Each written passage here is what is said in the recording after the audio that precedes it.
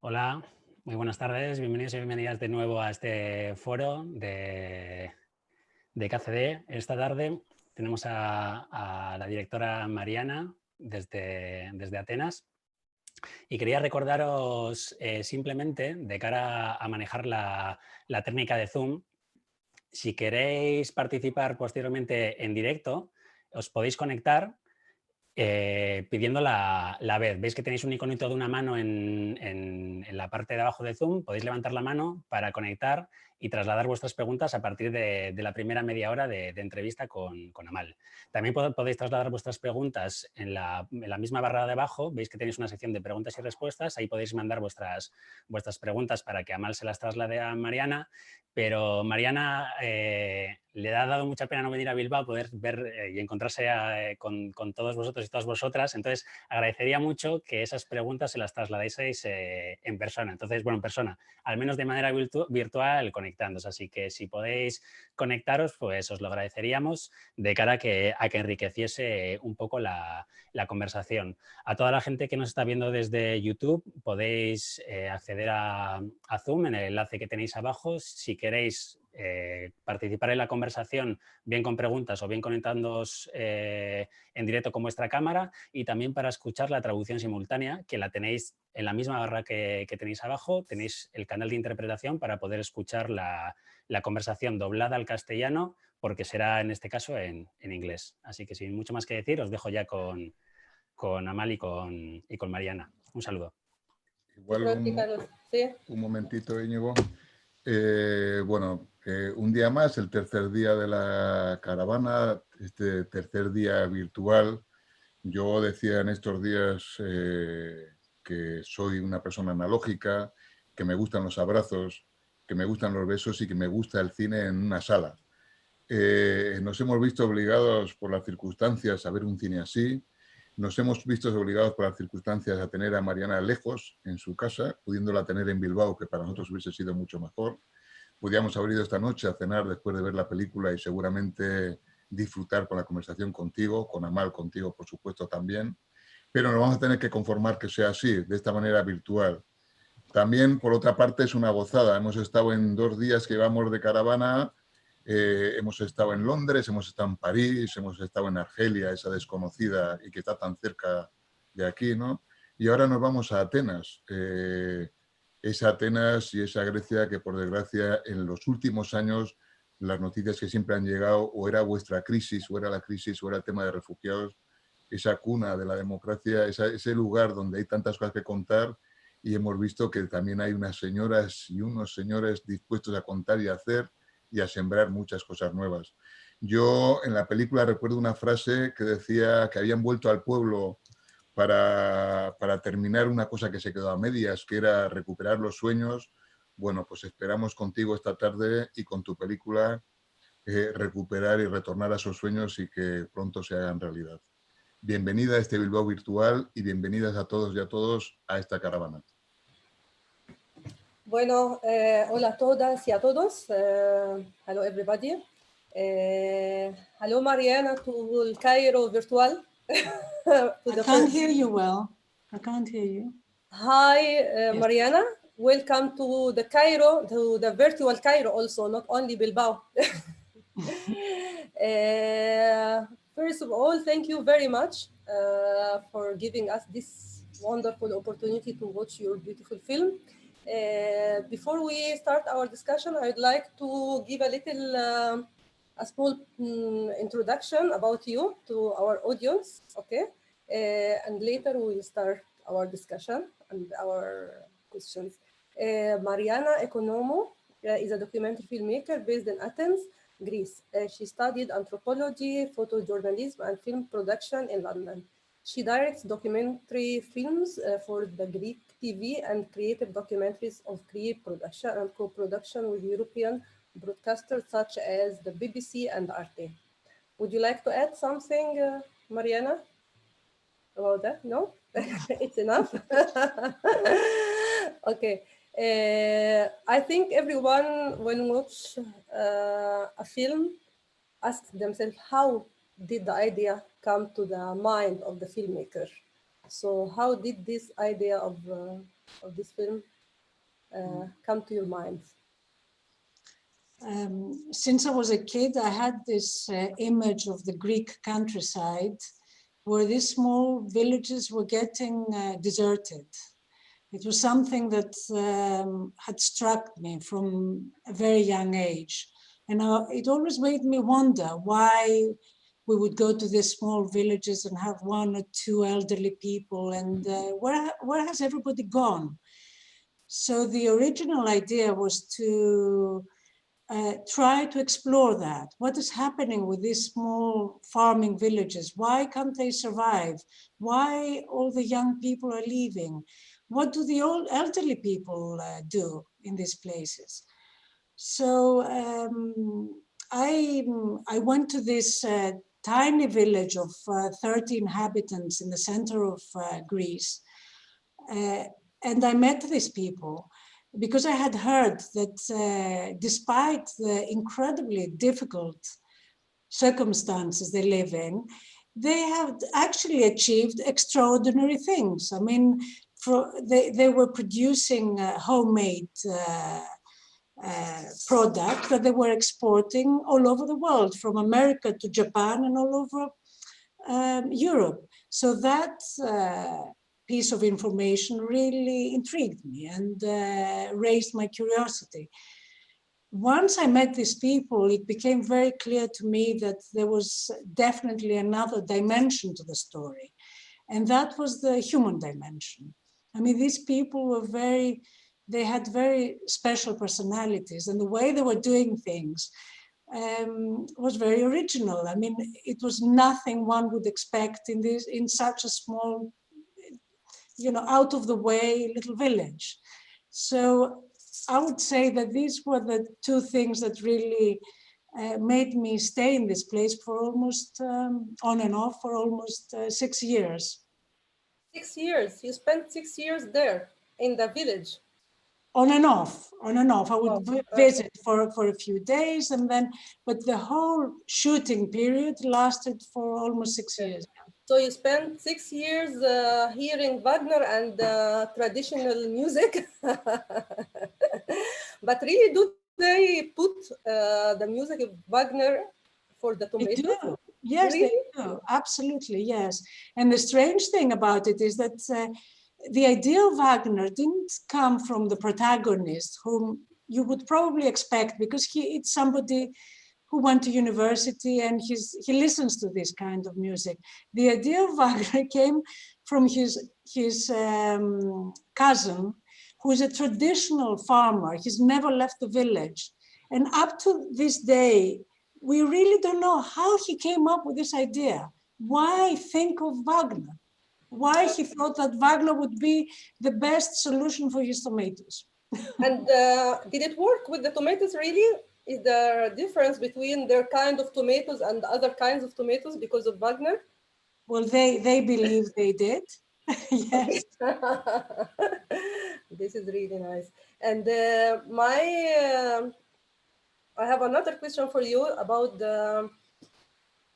this kind of feelings of death that the old women have this kind of feeling that they are about to pass away, okay? But at the same time, they are planting something new, and they are happy with this product.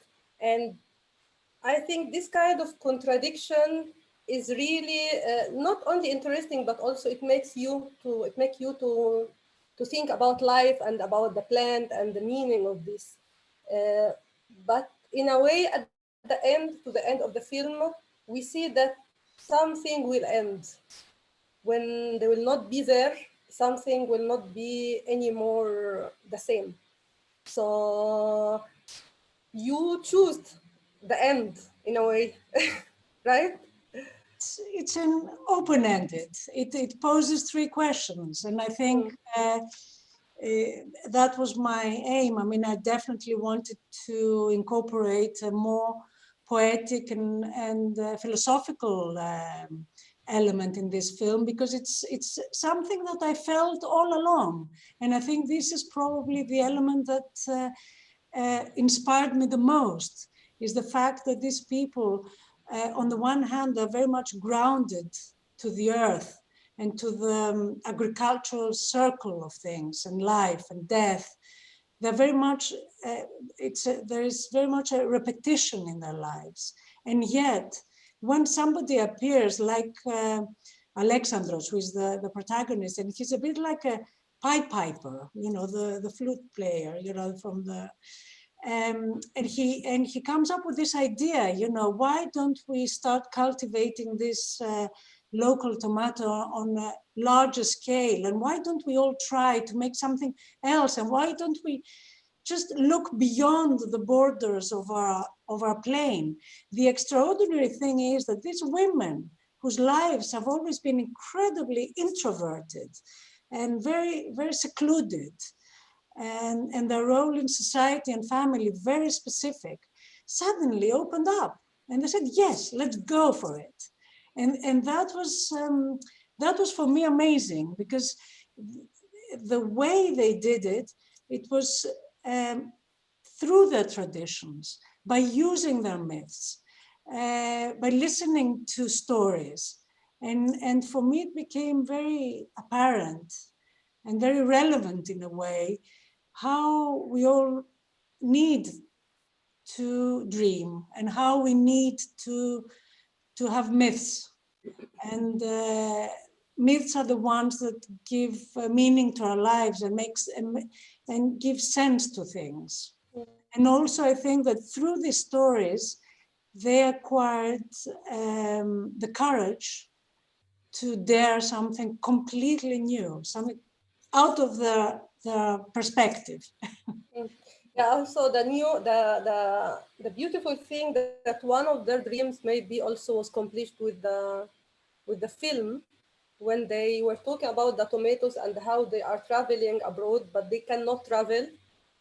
But to the end, four of them managed to travel with their tomatoes, okay, to see the supermarkets, but you see them in the streets. So this kind of dreams, which could be like very far from any imagination of an old woman in a village, it became true. So I would like to ask you about your dynamic as filmmaker to deal with the women during these 6 years, to get such an intimate portrait about this reality. So how did you manage, how did you create your own dynamic to deal with them as characters for your film?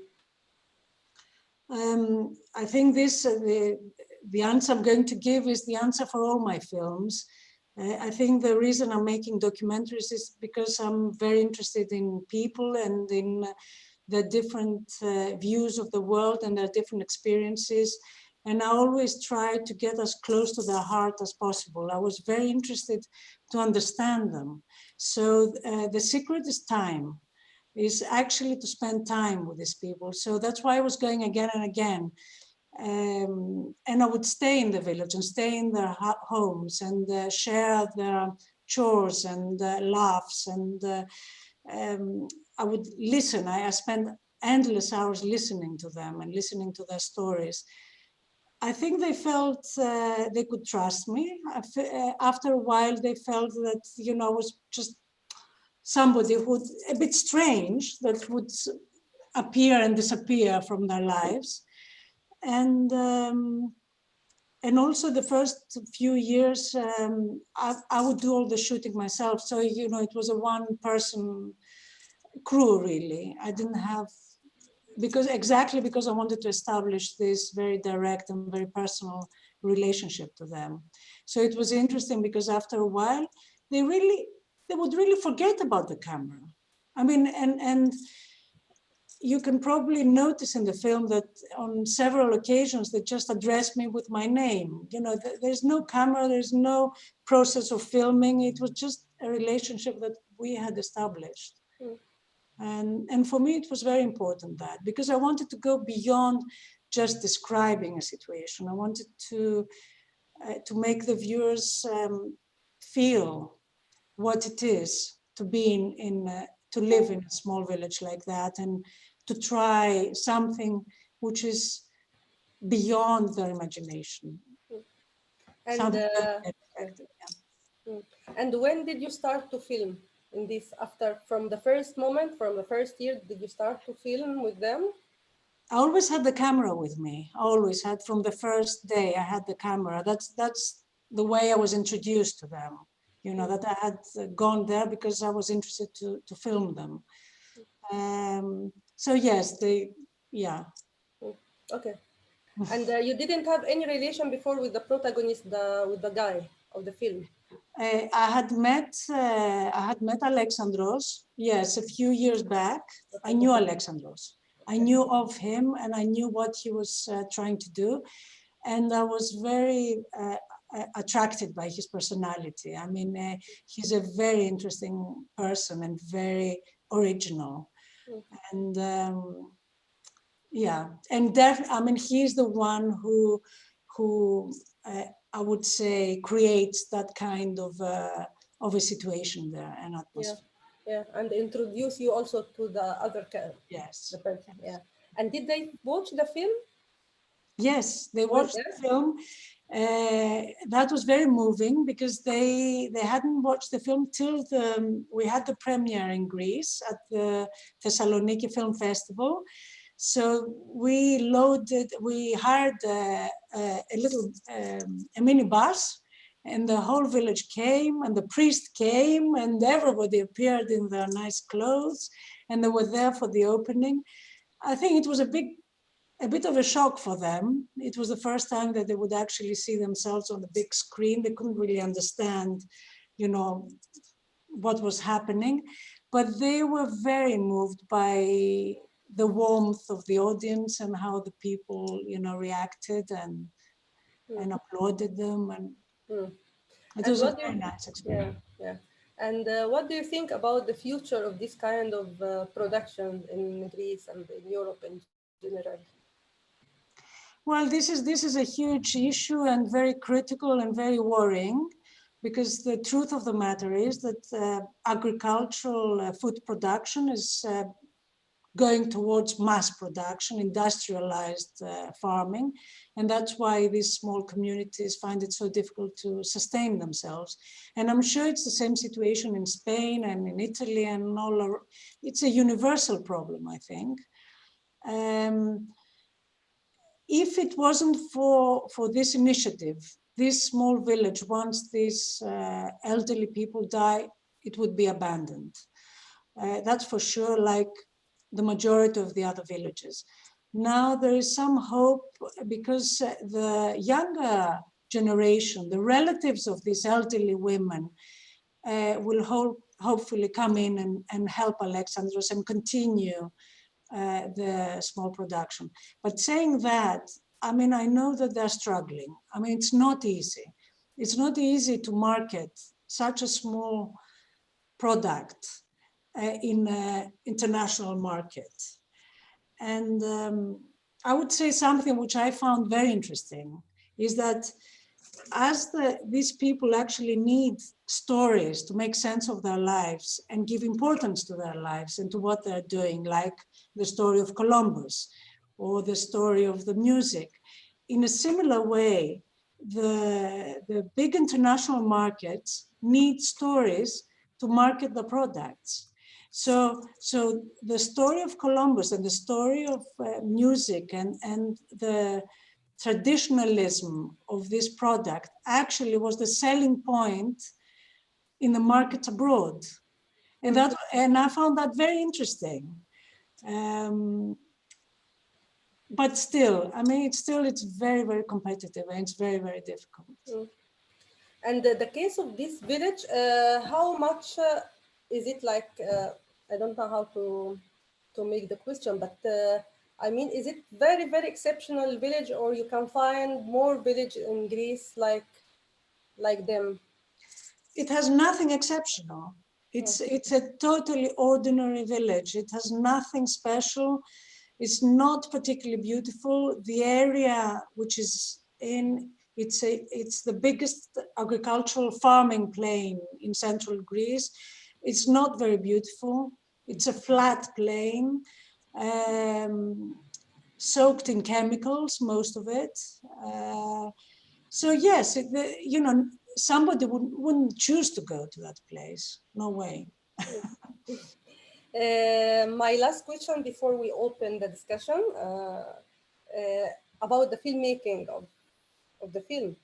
I mean, how much did it change in the editing room? The initial idea you had during the 6 years of filming, and in the editing room, how much did it change, or did you reflect on it?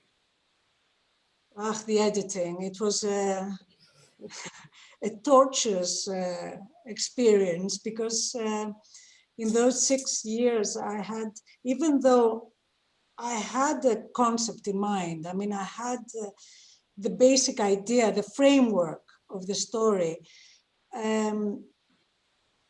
it was very difficult to find the balance between this human dimension, which also had humor and an element of surrealism, which for me were very, very important. And then also to keep the pragmatic side of things, you know, what is happening with the product, and what that means in a more international and global perspective. So it was very difficult to actually tell the story by not losing out the spice of these people.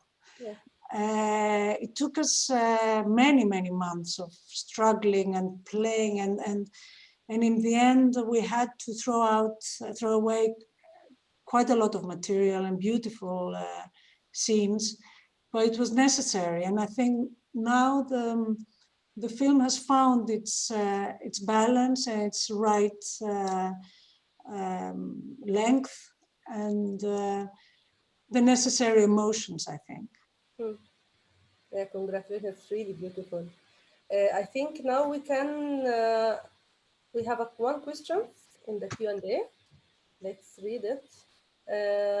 Marianna, please, Sarah, would you translate it for Marianna? Marianna, para ti, ¿cuáles son esos sueños? Sorry. The question is from Eva Ruiz. Okay. Marianna, para ti, ¿cuáles son esos sueños por los que el cine debe volver a la comunidad?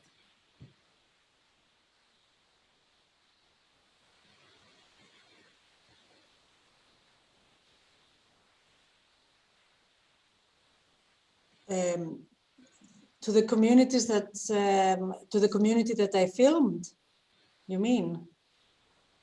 This is what you give back to the people that you film. Yeah, ¿cuáles son los sueños por los que el cine debe volver? Como I think that she means which kind of dreams that the cinema could give back to the communities where they are filming. Yes. Well, in this particular case, I think it was very important. I think it was a reflection of their lives. It was the first time that they actually saw themselves through the eyes of somebody else. And I think that was a very new experience for them, because they would never expect anybody to be interested in them or their lives. They couldn't understand, for many years, they couldn't really understand what I found interesting in them. So I think that by filming them and then seeing the actual film, they saw themselves, and I'm sure since then they see themselves slightly in a different sense. I'm sure it's made them think about their lives and their image and their community and their village. It's a reflection to their lives. I don't know if Eva got the answer. I think yes. Yeah. We don't have more questions. Let's see. Carlos wants to to ask something. Bueno, yo mientras se anima el público a hacerte las preguntas, antes decía cuando abríamos la tarde, la charla, hablaba de Grecia, la cuna de la democracia, pero también de la filosofía, y la película es pura filosofía. Hay cosas en ella, hay frases que me encantan. Me encanta ver a esas mujeres que se van de viaje con una maleta pequeñísima. Me encanta ese día que se marchan con una maleta que yo creo que varían lo justo, ¿no? ¿Tú les acompañaste en ese viaje desde el principio? O me imagino que sí, ¿no? Yeah, of course, yes, yes. It's something that they often expressed as a desire. It's what we said with Amal, that, you know, they would see the map and see the different countries and continents that their products went, and they always said, we wish we went. Now, the majority of them had never left their village before. I mean, it was the first time that they were getting on a plane. For them, so as a production, we promised to help them materialize this dream of theirs. So of course we went there, and it was a very, very interesting experience for all of us, really. So it was the idea of you. Sorry? It was your idea. It was not. It was not a trip which came to them by coincidence while you no, it was their idea. They wanted to yeah, I know, but you did it for them. Yes. Okay, this is beautiful. Okay, they wouldn't have been able to, you know, to pay for a trip like that. It would have been possible. Yeah, and how did they tell about this trip when they came back? They didn't like Belgian food. They were very excited when they saw the little vases on the shelves, because it's as if they can recognize every single little jar. You know, it's so handmade. They were surprised by the size of the city, by the buildings and all that. But what I found interesting is that they never stopped worrying about their fields. They were always, I mean, the evening discussions always revolved around what is happening now to the corn, what is happening to the tomatoes. Do you think that, you know, Christos watered them enough? You know, they were, you know, their minds remained at the village, because that's all that's their reality. That's all they knew and they know. Okay, we have a question from... Perdona, antes si te parece, antes de continuar con las preguntas que nos han mandado, vamos a pasar a Marianna Olano, que quiere conectarse en directo.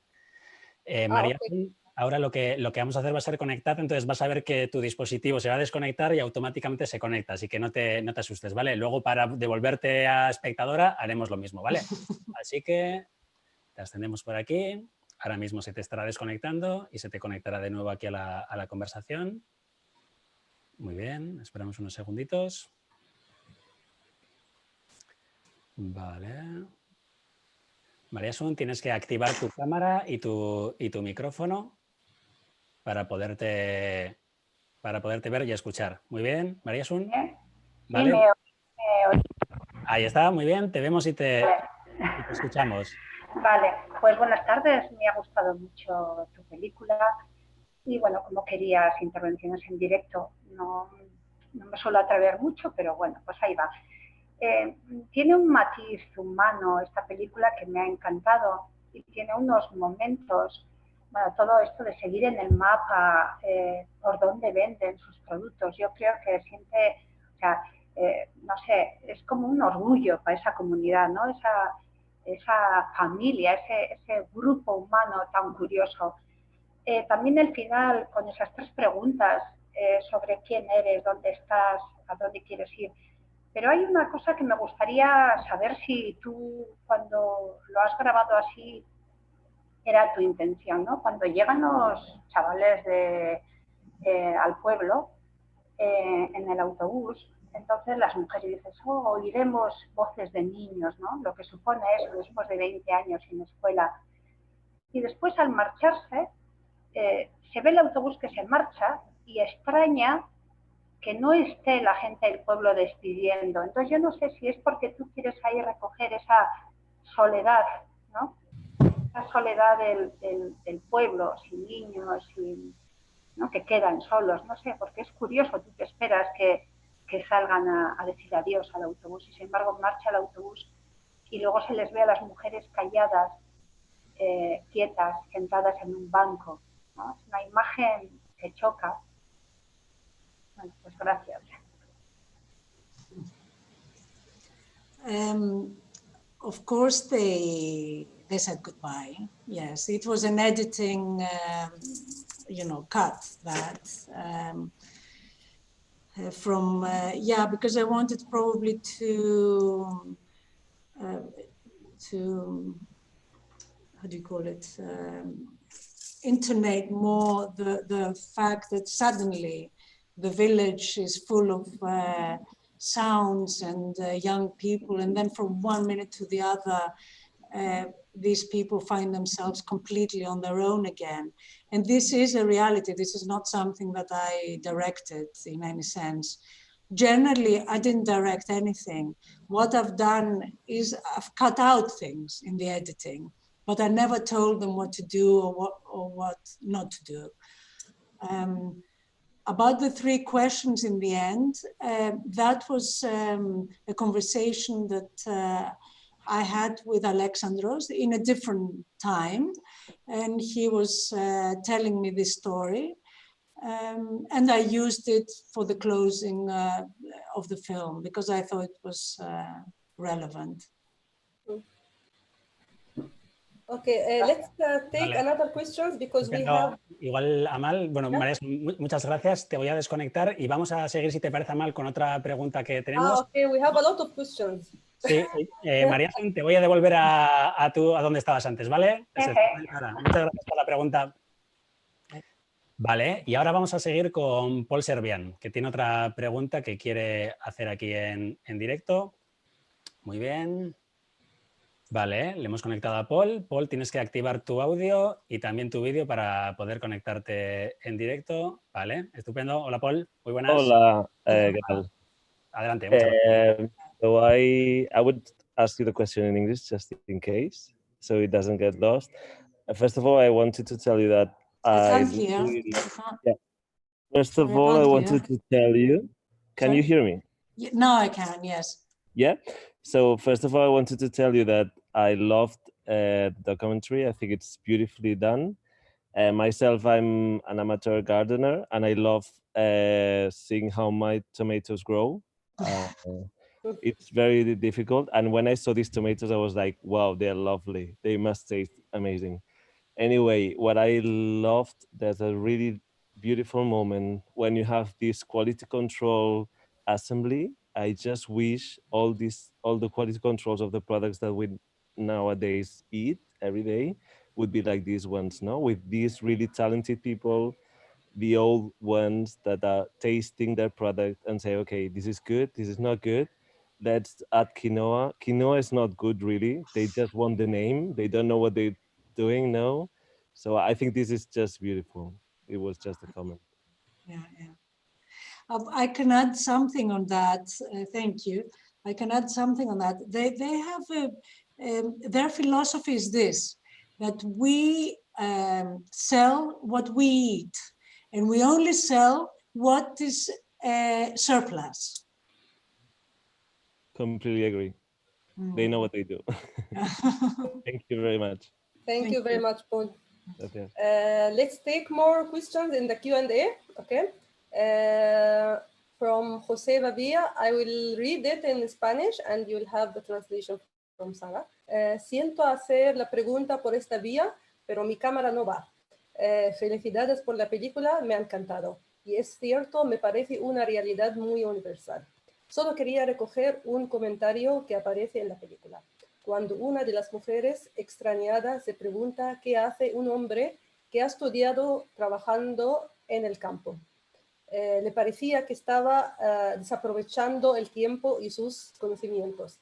Creo que es un reflejo de cuánto se infravalora el campo. Yo no entiendo la palabra, pero bueno, me imagino que Sara se quiere traducir. Lo rural, etc. ¿No crees que imperioso revalorizar este trabajo?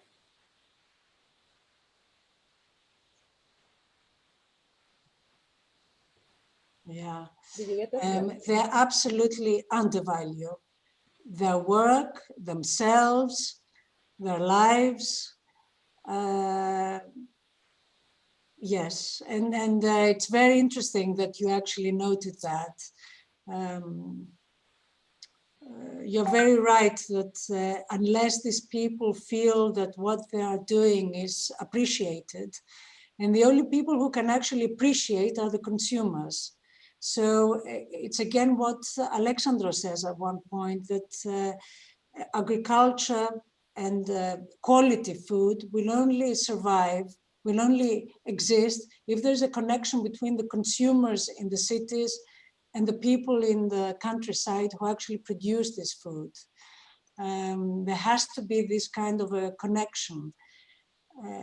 But it's true, it's very, very sad that these people have never been given any rewarding. They've never felt rewarded by the state, by anybody, for what they're doing. And yet the know-how they have of the land and cultivations, it's unique. None of us have it.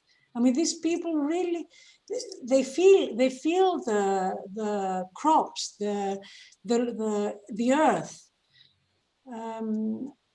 They own a very, very unique knowledge, and they undervalue themselves. It's very sad. We have another question from our friend Miriam Orts. Me interesa saber cuáles son los cambios que ha notado en el grupo de mujeres durante esos 6 años en que usted estuvo grabando. I didn't hear the translation. She would like to know which kind of changes you noticed in the life of this woman during the 6 years while you were filming. No changes. Not, yes, I wouldn't say changes. Their lives didn't change, their routine didn't change. Their aspirations didn't really change.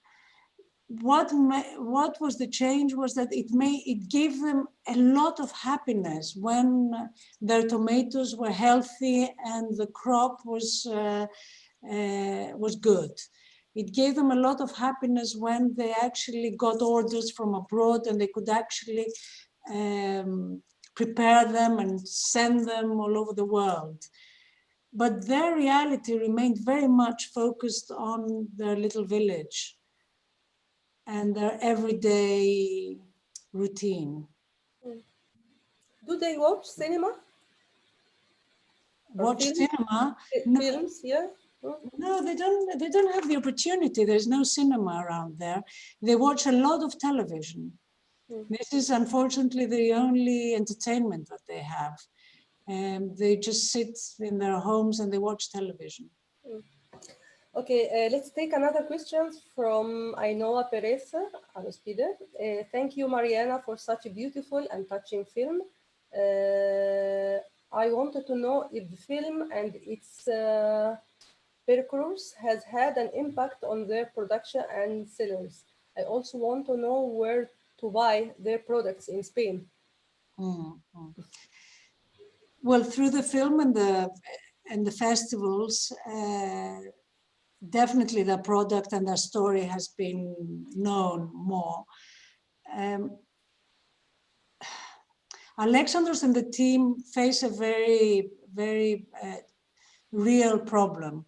And this is that somebody has to take over the marketing part of it. At the moment, it's just themselves who are doing it. They're basically doing everything themselves. So the marketing part, they're not doing it very well. If a distributor is interested in a product, then he or she approaches them and distributes the product.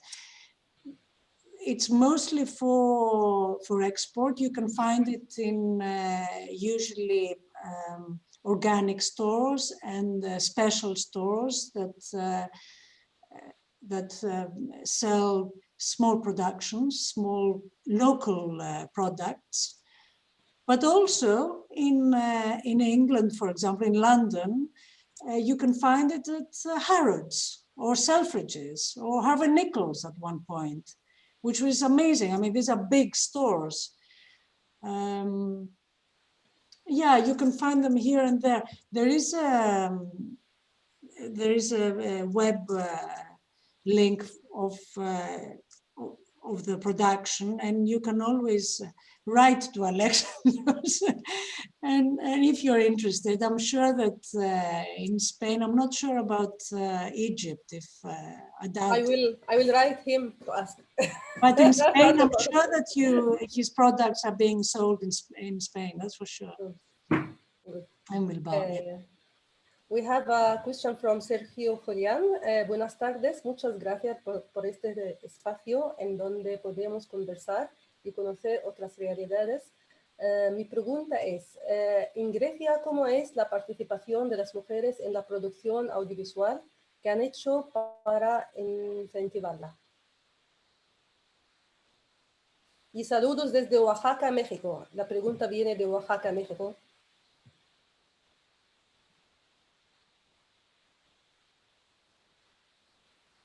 Ah, okay.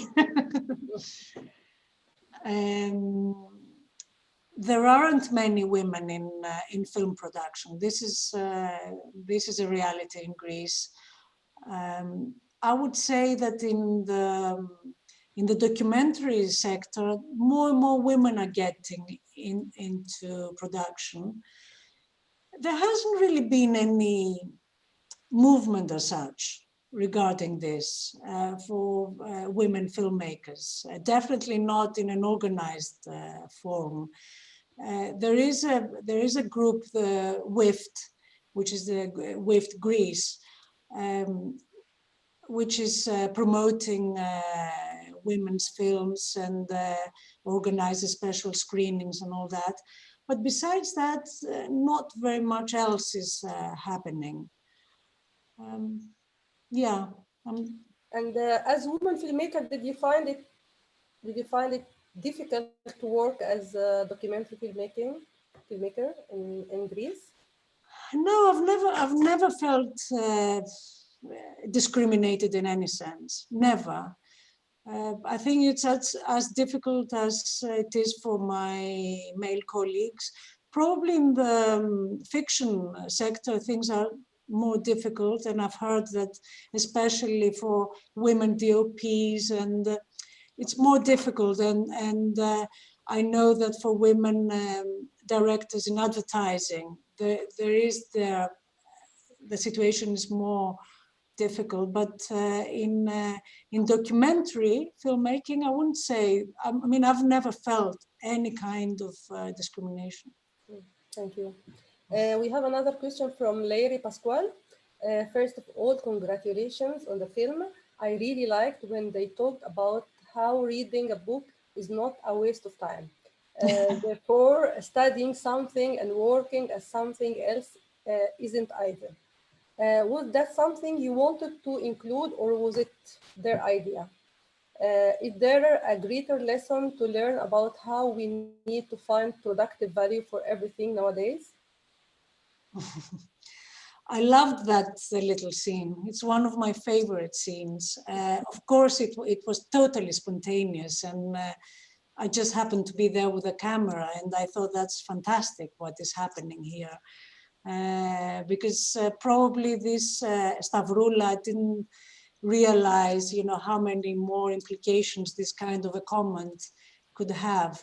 But for me, it really struck lots of chords, and I'm glad that some people from the audience actually feel the same.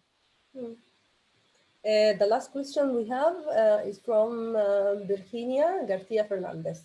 A great film. It shows the real situation of the agriculture, which is hard, but at the same time has a lot of humor and sensitivity. Yeah. Now the question. You have told that the inner history is used to improve sales to go to into the market. Which is the brand of the product? Do they use Wagner or a reference of it for the brand? I'm not sure I understood the question. Whether the stories help the branding? What is it? Do they use Wagner as a reference for the brand? Like it's a brand because of Wagner. They did use this kind. Yeah. No, they haven't used Wagner to market their product. No, they, for the time being, they're using more Columbus. They're fascinated by the fact that this is the seed that Columbus brought to Europe, and they have actually kept it 500 years, and they're totally convinced that they are probably the only ones on earth that they still keep this Columbus seed. So in a sense, they want to say that this is a really old seed which hasn't been mutated. It's not a hybrid. It's not, you know, it's very local, and this actually works as a branding story. The Wagner and the music, they keep it for themselves so far. Okay. Larry say that creo que la pregunta es saber cuál es la marca de los productos, porque no sé si se aprecia en la película la marca. What is the brand of the product? Because it seemed that they saw that it's not included in the film. The labels change from country to country. I mean, the brand is Gousiaris, which is his surname, and the company is called Gousiaris Company. But when he sells in America, there's a different label to the label in Brussels or Spain or wherever. Okay. Virginia has another question. Why are the workers women? Why are all the workers women? Because the majority of the inhabitants in this village are women. I mean, yes, they're women. And the few men, the very few men that still live there, they work in the fields. Okay, the last questions we have from Guillermo Montefort. I'm not sure if my question is out of place because of my bad internet. I was unable to see the whole film. Even so, I feel absolutely inspired by your work. Thank you. I wonder how you planned the story, what you expected, and over the 6 years. How this changed, especially in the editing process. He has another question. You mentioned how rural life is so undervalued in Greece and also the rest of the world. Did the film help their self-esteem? I think the film, I will start from the end. I think the film did help their self-esteem. I think the film and also the fact that people appreciate their products all over the world. I mean, those two things really convinced them that actually it's worth what they're doing.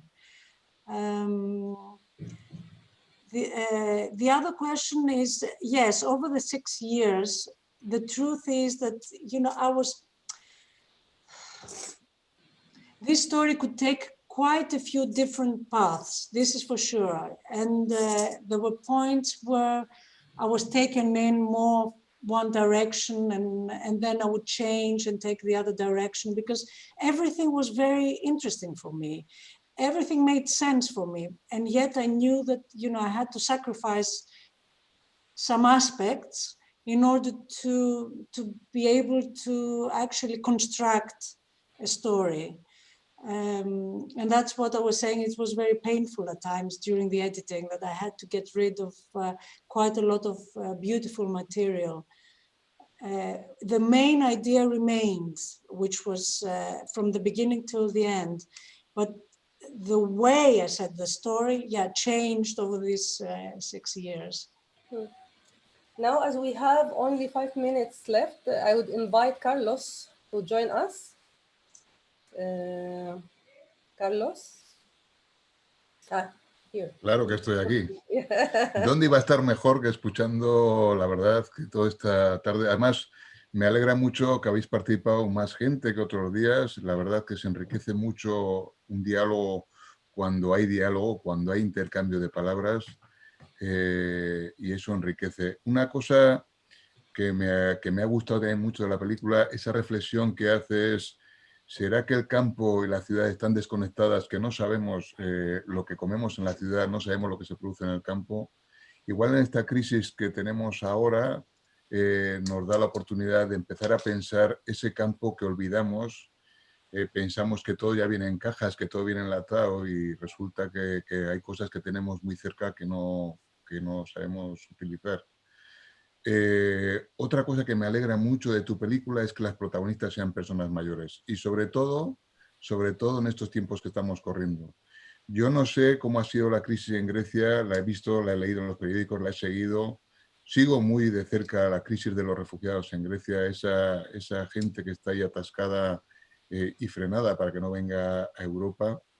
Pero me ha alegrado de ver cómo esa gente mayor es protagonista de tu película, porque aquí en la crisis anterior, en la crisis de 2008, que vosotros la conocéis también bien, la gente mayor tuvo que pagar esa crisis, tuvo que ayudar a toda la gente joven en esa crisis, y en la crisis actual, por lo menos en los datos españoles, en los de Egipto, como no se saben, ya nos enteraremos a mal, pero aquí mucha gente mayor está sufriendo también esta crisis. No solamente se está muriendo, sino mucha gente está encerrada, y curiosamente son los que menos se quejan. Entonces me ha alegrado mucho ver esas protagonistas mayores tirando para adelante. Y yo insisto, y como saben, con esa maleta tan pequeña, que no hay manera mejor que para viajar que con una maleta pequeña y no con una grande. Me encanta esa escena de la mujer con su vestido negro y su maleta negra, me encanta, arrastrándola por ese camino. No sé, Marianna, si tú quieres contarnos algo más, si quieres rematar esta tarde con algo más que se quede en el tintero, y no sé, si no, yo creo que sí, que merece la pena, nos quedan 2 minutos, el micrófono es tuyo. I think we covered more or less everything. Yes, I have a special feeling for elderly people as well. And I've been thinking about them a lot now during the lockdown. And the hopeful thing is that probably they're in a better situation than all of us at the moment who are in a city. In this little village, you know, their lives continue in a normal way. It hasn't been affected, luckily. It's been incredibly hard for the elderly in the cities. It's been, I think, very lonely. Yeah, I don't know what else to say. It's thank you very much. I mean, thank you for you, Marianna. It was very lovely to be with you and discussing all of these issues, and to watch the film, this great film. Thank you. Bueno, Marianna, solo nos queda decirte una cosa, es que te esperamos en Bilbao, que esperamos ese abrazo y esa copa en Bilbao, o esa cena, que esperemos que sea pronto más que tarde, pero tampoco tenemos prisa, porque tú has demostrado también que la constancia es un valor. Hacer un documental durante 6 años, eso es constancia, es un premio a la constancia. La caravana es así, Amal y el KCD, desde Claqueta Árabe y KCD también sabemos que la constancia es un valor, y que si no, no estaríamos aquí pese a todo esto que está pasando. Un fuerte abrazo, un beso muy grande, no solamente para ti, sino para el pueblo griego. un pueblo mediterráneo muy parecido al nuestro, y muchos saludos desde KCD y la caravana de Cineastas. Un abrazo y al resto de oyentes os esperamos mañana. Mañana hacemos otro viaje, otra historia muy interesante. ¿Qué pasa cuando las obreras y los obreros se hacen dueños de la fábrica? Un abrazo, Amal, que tenga feliz noche en el Cairo, que tenga feliz noche en Atenas, y un buen deseo para todas las noches que nos están escuchando hoy. Un fuerte abrazo. Hasta luego. Gracias. Chao. Chao. Chao.